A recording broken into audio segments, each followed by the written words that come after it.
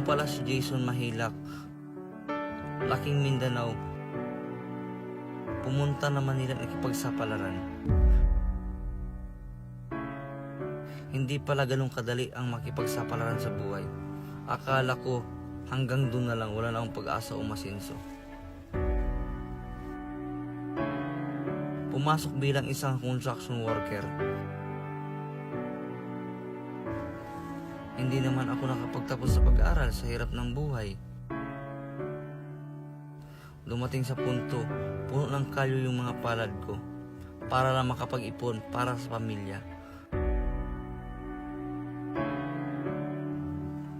Inisip ko kung anong paraan ang kailangan kong gawin para matupad yung magandang buhay para sa pangarap ko.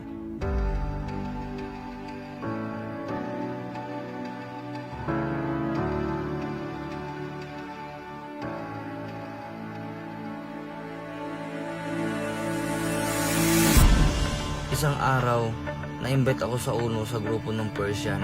Walang idea kung ano ang UNO. Ang sabi lang sa akin, pwede daw magbago ang buhay ko. Kaya sinubukan ko at nagtiwala ako sa nag-invite sa akin sa UNO. Hindi naging madali sa akin kasi una sa lahat Bisayat at bulol ako. Pero hindi naging hadlang sa akin yun kasi mataas ang pangarap ko sa pamilya ko.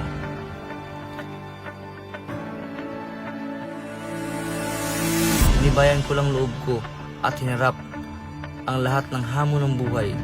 Sobrang pasalamat ko sa Diyos Ama dahil mayroong UNO nagbibigay sa lahat ng tao ng tsansa para mabago ang buhay nila para sa pamilya nila.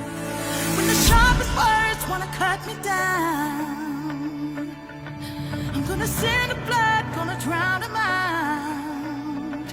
I am brave, I am bruised, I am who I'm meant to be. This is me.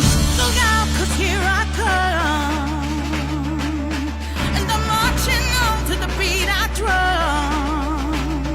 I'm not scared to be seen, I make no apologies. This is me.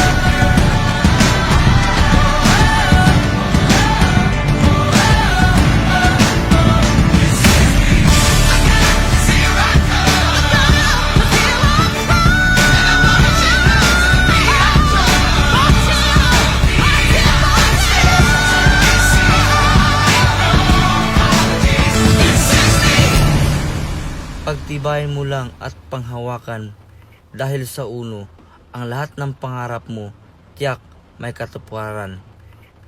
Salamat UNO.